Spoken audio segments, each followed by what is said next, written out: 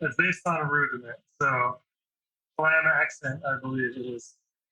And the way I came up with it is that one of my teachers is a guy named Frank Aguilon, French jazz drummer, amazing teacher.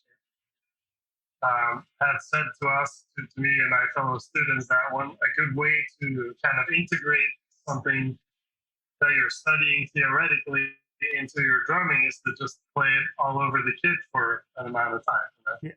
And he said sometimes it's just going to take you like 20 minutes of doing that, and you'll actually have integrated something that's just purely an exercise up to that point, or a sticking pattern or whatever, to have integrated that into your actual playing, because now you're experimenting across the kit. It kind of makes sense, but as a young drummer at the time, that was a neat concept to me, because I had strictly done pretty much what you described, which is play with other people, play along to songs, you know. And then I went to school all of a sudden and studied like this whole concept of like, oh, there's this weird sticking that I've never done. And then after a while you could do it on the snare or whatnot, but now you're like, and now what? You know, now what do I do with this thing, right? So he got me to do that, to kind of take stickings of rudiments or various, you know, patterns, and just kind of be like, okay, now I'm going to move one hand to a tom and move one hand to my whatnot, you know, and just kind of see it. Some stuff sounds shit, other stuff sounds great. I was just kind of trying things, and so I stumbled upon this thing where, with the Flam accent, which is basically a triplet pattern with a Flam on each first triplet, I realized that when you move that accent at first hit on the hat and keep everything else on the snare, you know, it kind of sounds like a blast, because you have this continuous triplet on the snare, and then you have a hat like it goes over it, you know. Not properly a blast beat, because purists will say like a blast beat has to have every hit on each hand, you know. So right. Now I'm having breaks, you know, in between the hi-hat hits, if you know what I mean. Yeah. But, you know, anyway, I was like, this is cool. If I just put double kick underneath, that kind of plays the same thing as the hands are doing on the snare, and then, you know, now it kind of sounds like this beat, right?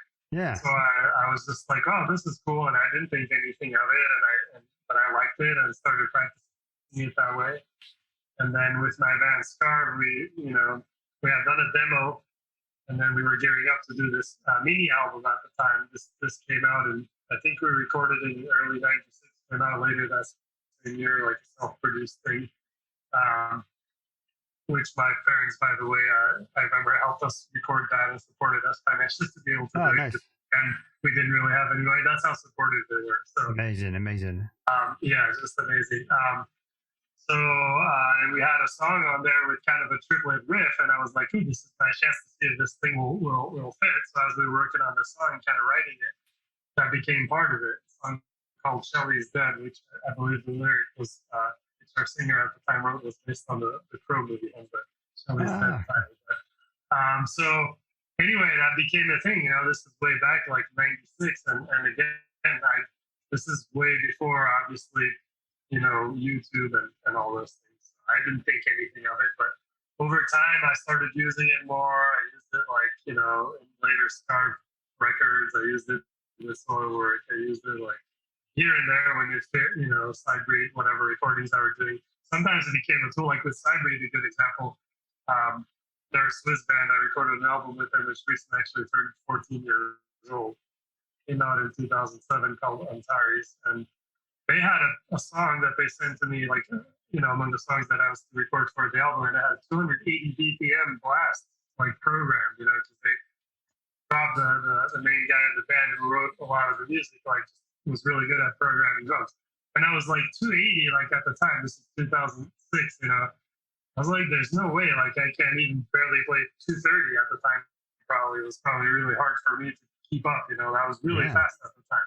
So now it's like everybody's playing 300, but you know. Yeah, it baffles me. I'm like, yeah, I don't know. Yeah, at the time I wasn't really paying attention much to BPMs either. I just got the demo. I was like, this is ridiculous. I can never keep both my hands moving at this pace, you know. So I was like, Dirk Blast it is. And it's a really, you know, the riff has some really weird accentuations in it. So I had to kind of modify it to fit with and do some doubles here and there to kind of make it work. But so it became this go-to thing where like, okay, when people want me to do extremely fast stuff, that's too fast for me to do like an irregular blast or whatever. I'll just use this. You know?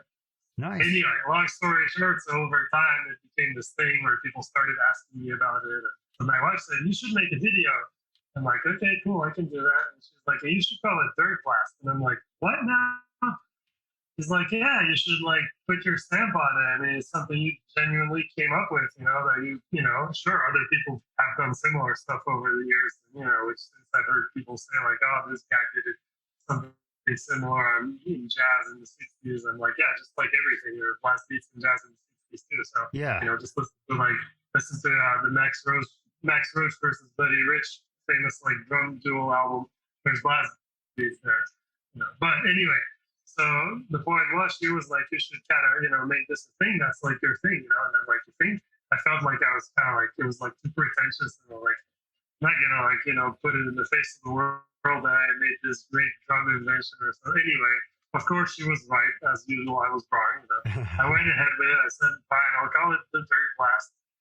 And then now it's like people know me for this, you know. Yeah. And the shirts and you know and the video gets like a lot of views and it's cool. I mean, it's not for me, it's not something like, hey, look at me, you know. I'm not like that anyway. It's more like, here's a cool thing, you know, maybe you can use this and make it your own. I've seen people do lots of variations on it over time, which I do as well, like have a bunch of, you know, which I've never done videos about, but it's just fun, you know. It's just, as a Yeah. drummer, it's just kind of a fun thing.